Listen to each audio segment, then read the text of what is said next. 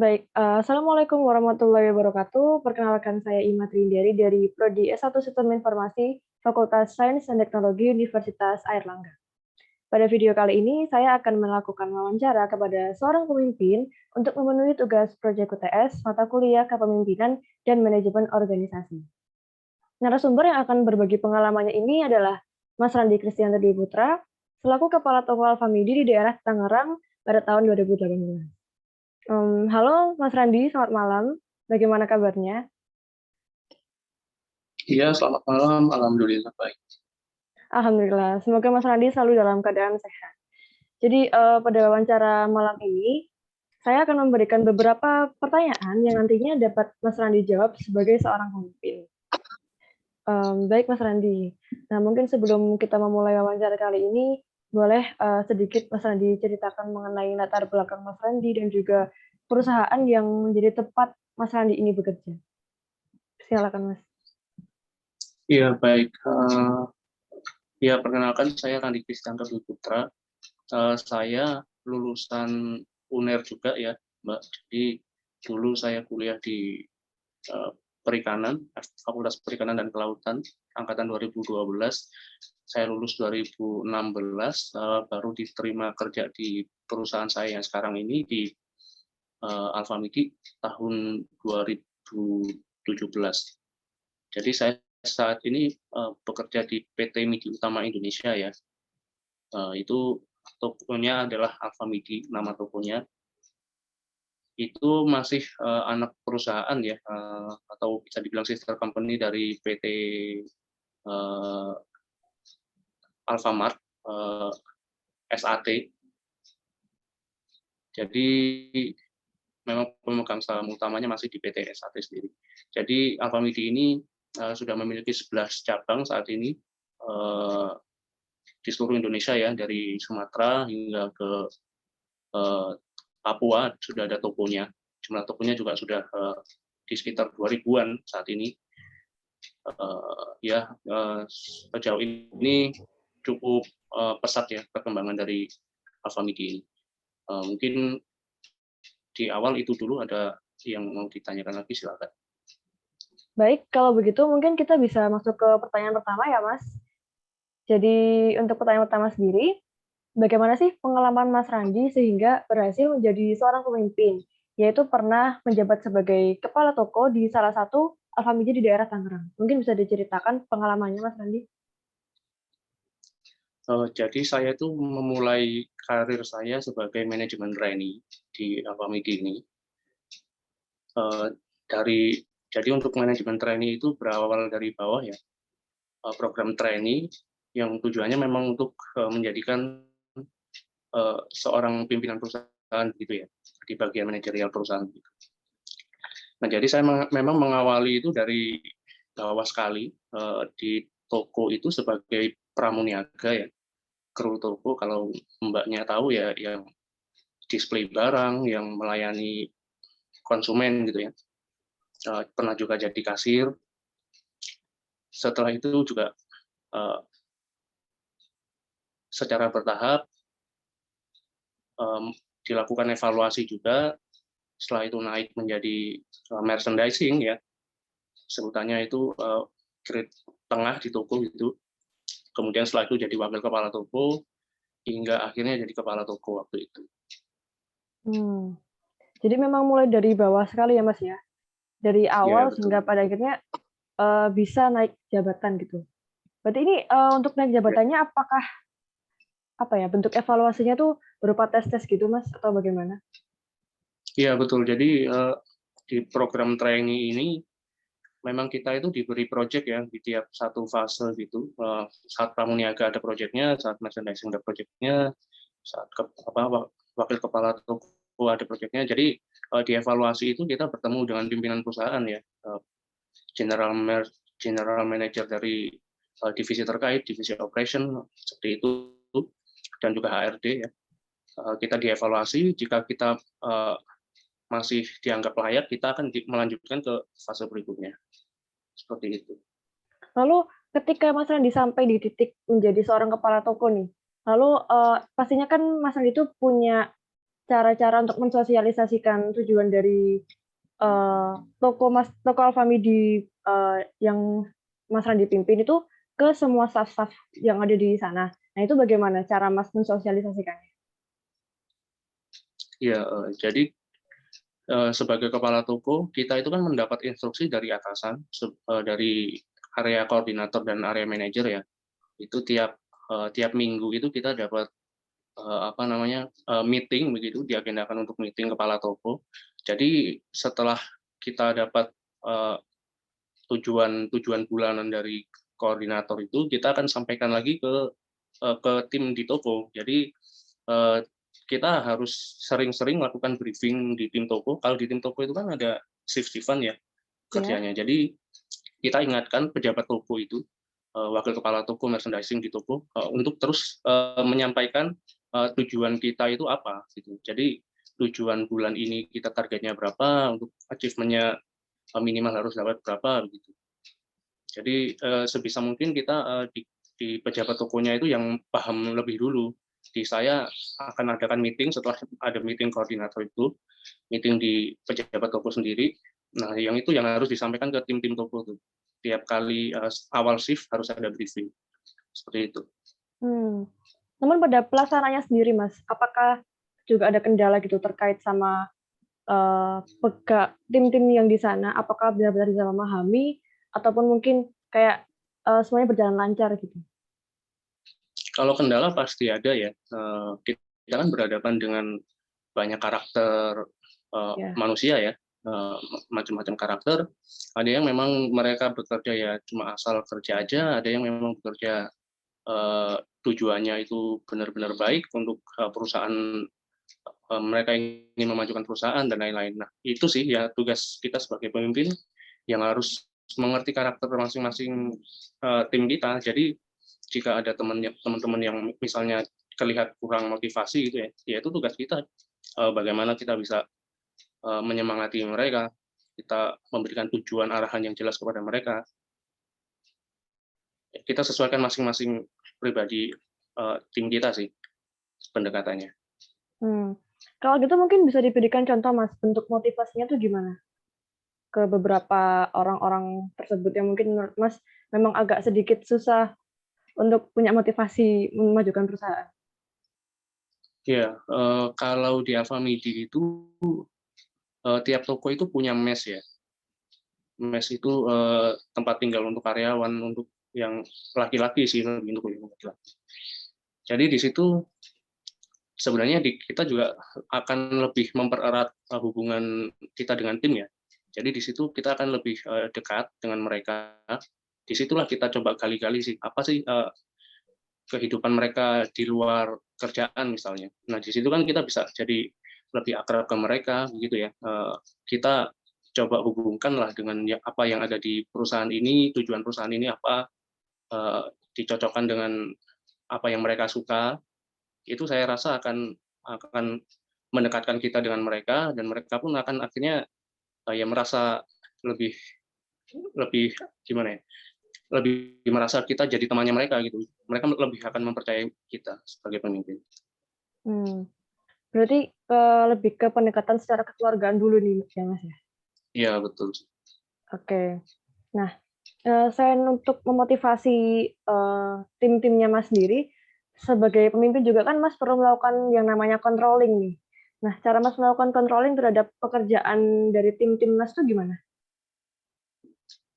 Ya, controlling itu sebenarnya sudah sebagai bagian dari SOP perusahaan ya. Jadi di kami pun sudah ada semuanya itu diatur, SOP harian, tugas-tugasnya mereka apa aja, mereka harus mencatat apa aja gitu ya. Misalnya sales harian itu dapatnya berapa, pemusnahan untuk buah sayur itu hari ini dapat berapa gitu ya. Dan lain-lain, controlling yang lain, misalnya rak itu sudah bersih atau rak itu sudah penuh barang displaynya atau bagaimana.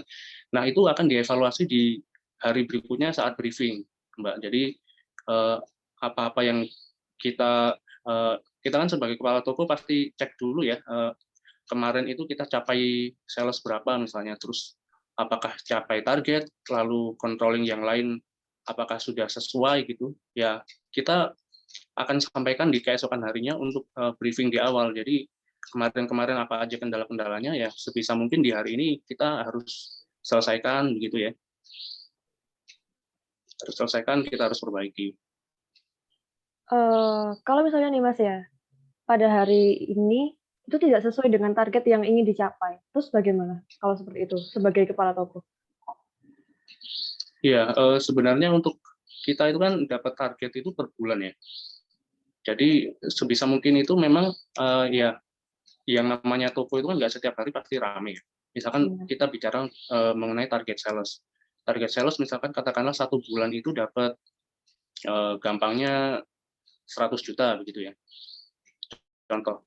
Nah, kalau di Senin sampai Kamis itu memang di toko salesnya akan agak turun. Jadi kita akan coba kejarnya itu dibagi di hari Jumat, Sabtu, Minggu ketika orang-orang ini kan ada hari libur ya. Jadi ada iya waktu benar. lebih untuk bisa berkunjung ke toko. Nah, di situ sih kita akan lebih maintain, lebih fokuskan ke hari Jumat, Sabtu, Minggu itu tadi. Jadi untuk mengatur waktu kerjanya mereka, misalnya untuk hari apa di hari-hari Senin sampai Minggu itu kan bisa dibedakan jumlah karyawan yang masuk itu berapa, di Jumat, Sabtu, Minggu itu bisa ditambah orang, jadi untuk memaksimalkan sales yang ada di hari itu sih, lebih untuk ke maintain tim aja sih. Makanya ada promo JSM itu ya Mas ya, Jumat, Sabtu, Minggu? Ya betul, itu memang yang mengangkat salesnya kita sih, kita maksimalkan itu lebih ke situ. Baik baik. Lalu dari Mas sendiri nih, cara supaya bisa menumbuhkan rasa saling percaya antar setiap staf itu gimana? Mungkin kan kayak, barangkali nih ada, suatu barang hilang atau bagaimana, lalu itu penanganannya gimana gitu, Mas? Iya. Kalau saling percaya terhadap staff itu memang di kami wajib ya, itu juga salah satu budaya kerja di perusahaan juga. Jadi untuk supaya teman-teman di toko itu punya rasa saling percaya, ya kita sebisa mungkin menjalankan SOP itu diperhatikan semuanya ya. Jadi semuanya saling mengingatkan, semuanya saling mengawasi. Itu yang kita tekankan. Misalkan untuk barang hilang. Barang hilang itu sebenarnya kan bisa dicegah ya. Bisa dicegah dengan kita menjalankan SOP dengan sebenar-benarnya. Jadi tiap tiap hari itu ada yang namanya SO barang rawan hilang. Jadi kita kan tahu nih tiap shift itu kan ada SO barang rawan hilang. Jadi stock of name ya maksudnya SO itu tadi. Kita akan cek barang-barang rawan hilang, misalnya susu kaleng atau rokok gitu ya. Nah itu kan sebagai bagian pengawasan juga terhadap shift sebelumnya. Jadi shift yang awal itu tadi mau masuk, itu kan bisa saling mengingatkan, "Duh, ini tadi masih kurang untuk stoknya, coba dicek lagi," begitu. Nah, itu juga bagian dari saling mengingatkan juga.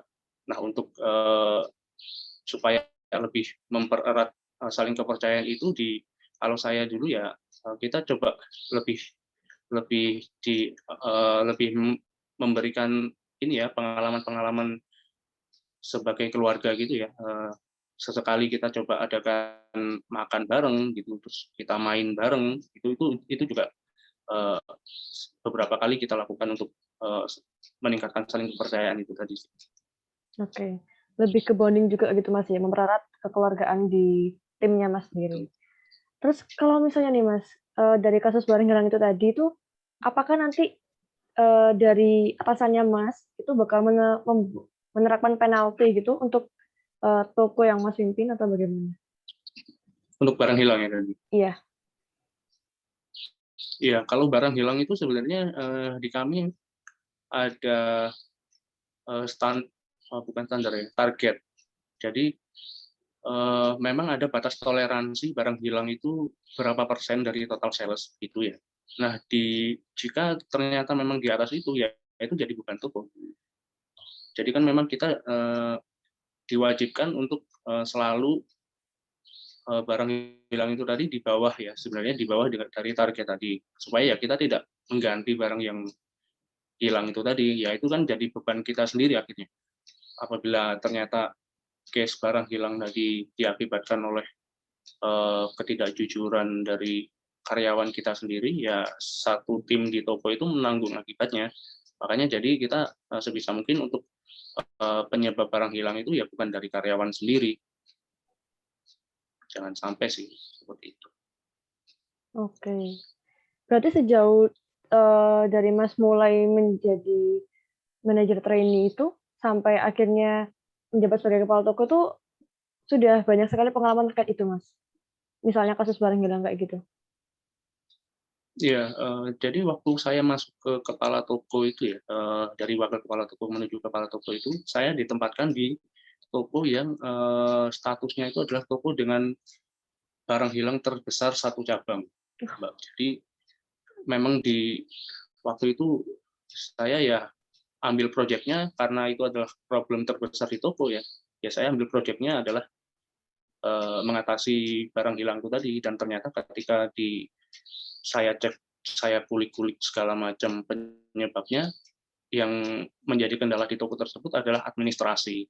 Jadi administrasinya yang kurang dijalankan itu. Jadi ya dari saya memperbaiki administrasi segala macam, mengingatkan teman-teman lagi itu memang butuh effort juga sih, karena kan memang sudah seperti budaya ya, dalam 1 tahun kepengurusan pejabat toko yang sebelumnya ternyata administrasinya kacau gitu kan. Ya, jadi di situ saya yang harus memperbaiki sih. Itu yang Mmm, pengalaman cukup tinggi. Ya, bayangin sih gaji UMR ya misalkan dari karyawan ternyata eh, menanggung beban biaya hilang bisa sampai 1 juta ke atas gitu, satu karyawannya itu kan, ya kasihan juga ke teman-teman pokoknya. Sudah kerjanya susah-susah, harus nanggung beban barang hilang juga. mmm.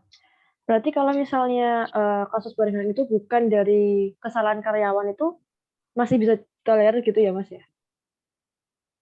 Kalau barang hilang sebenarnya secara total saja, Mbak. Jadi, saya agak lupa karena memang itu sudah cukup lama ya, saya sekarang sudah beda divisi. Waktu itu, kalau nggak salah ada sekian, eee eee, sekian persen saja gitu ya, 3% atau berapa saya agak lupa, itu yang masih ditanggung perusahaan. Jadi di atas itu ya kita akan mengganti semuanya. Barang hilang itu kan penyebabnya banyak ya tadi ya. Ya bisa jadi di karyawan kita sendiri karena kejujurannya tadi, atau mungkin dicuri orang, atau misadministrasi juga seperti itu. Itu juga seringkali terjadi. Oke, baik. Tadi Mas juga menyebut bahwa Mas sekarang sudah di divisi lain. Nah, itu apakah lebih tinggi juga dari kepala toko itu, Mas? Iya, itu sudah naik lagi sih sebenarnya, Mbak. Jadi Oh, lebih kalau di operation itu kan di divisi operation ya sebelumnya, kalau di area itu di toko. Jadi waktu itu memang seharusnya saya sudah di area koordinator ya, area koordinator. Cuman memang di head office sedang dibutuhkan satu mengisi bagian di divisi merchandising, jadi saya ditarik ke sini akhirnya. mmm. Kalau boleh tahu nih, Mas, divisi merchandising sendiri tuh gimana tuh kalau di Alfamidi? Tugas-tugasnya atau Kalau terkait di fungsi-fungsinya? Ya, silakan. Ya, kalau di divisi merchandising sendiri ini erat kaitannya ya dengan divisi operation. Jadi kita itu yang berhubungan dengan supplier. Jadi kita itu kan berhubungan dengan pihak ketiga nih, pihak-pihak yang menjual barangnya ke Alfamidi gitu ya. Jadi kita berhubungan dengan supplier, kita berhubungan ke operation. Jadi kita membeli barang dari supplier, kita serahkan barang tersebut ke operation untuk dijual, seperti itu. Kita jadi penyambungnya, penyambung antara supplier ke konsumen kita. Jadi ya banyak ya, kita berhubungan dengan supplier, kita setting promo-promonya di toko itu kita juga yang menentukan. Lalu item apa yang kita jual di toko itu kita juga yang menentukan. Barang-barang baru yang ditawarkan apakah sesuai dengan potensi sales kita dan lain-lain gitu, itu kita yang menentukan. Karena kan memang di Alfamidi ini nggak semua item bisa main ya, tidak seperti supermarket gitu, karena Alfamidi ini sebenarnya adalah supermarket compact ya, bisa dibilang begitu. Tidak sebesar supermarket, cuman agak lebih besar dari minimarket gitu. Mmm. Gitu nih Mas, berarti, untuk sampai di tahap sekarang yaitu di divisi merchandising sendiri, Mas Randi telah melewati dari nol ya istilahnya, dari masuk ke manajemen Ya betul. manajemen dulu sampai akhirnya jadi kepala toko dan sekarang sudah, menjadi bagian dari divisi merchandising sendiri. Mungkin nih Mas, kalau nggak keberatan Mas Randi, boleh nih dibagikan tips-tipsnya, kunci suksesnya dalam, supaya bisa menjadi pemimpin yang sukses ini kepada mahasiswa-mahasiswa, sistem informasi, silakan. Ya, tips dari saya sebenarnya, eee, kuliah itu ya, kita tuh nggak perlu kalau cari kerja itu harus mengkotak-kotakkan kita harus kerja dengan sesuai, bidang ilmu yang kita tekuni saat ini gitu ya. Misalkan saya dulu dari perikanan, toh juga saya masuk ke retail ini nggak ada hubungannya dengan perikanan ya, ya mungkin masih ada karena Alfamidi ini juga jual fresh food ya. Di situ masih ada kita jual ikan, kita jual nugget yang di, ilmu perikanan dulu juga dapat. Cuman, kalau saya pribadi sih, hal itu ya mungkin kalau kalian masih memiliki idealisme begitu, ingin kerja di bagian yang memang kalian tekuni saat ini, itu sah-sah saja, cuman, coba berpikir lebih terbuka ya. Di saya itu, saya sendiri menganggap kuliah itu lebih ke, membuka, sudut pandang ya. Kita, melebarkan pandangan kita, nggak harus, di satu tempat seperti itu. Jadi, ya kita kuliah itu kalau di saya pribadi, ya kita mendapatkan pola pikir yang baru, gitu sih. Jadi nggak melulu kita harus di satu tujuan itu terus gitu ya. Asal pola pola pikirnya kita sudah benahi itu, saya rasa, kalian akan lulus dari perkuliahan itu, ya sudah jadi sarjana yang saya rasa itu sudah cukup bagus ya. Oke Mas. Berarti ini, kalau misalnya kita anggap kuliah ini sebagai sarana untuk, merubah pola pikir, apakah Mas itu dulu dalam perkuliahannya hanya fokus pada akademisi atau bagaimana nih, Mas? Atau mengikuti juga kegiatan luar kampus atau bagaimana? Iya, di luar kuliah tentu saja saya juga mengikuti organisasi-organisasi yang lain ya. Saya juga ikut BEM, ikut, organisasi lain juga. Iya itulah kalau kuliah itu kan, eee, macam-macam ya, ya ada mahasiswa yang cuma kuliah saja, akademik saja yang ditekuni, ada juga yang dua-duanya, ada organisasi, ada akademik, macam-macam, ada yang suka penelitian ya. Itulah, kalau di saya dulu ya sebisa mungkin sebagai mahasiswa ya, kita perbanyak aja itu pengalaman-pengalamannya, jadi nanti ketika masuk ke dunia kerja, jadi itu tadi bisa bisa termanfaatkan begitu ya. Berarti ini, diharapkan untuk mahasiswa itu bisa seenggaknya balance gitu ya Mas ya, antara akademis dan juga non-akademisnya. Iya betul. Ya kita sebagai mahasiswa ya sebisa mungkin tetap menjalankan tridharma perguruan tinggi ya. Mmm.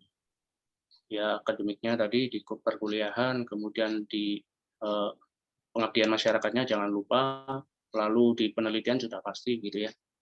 Benar benar.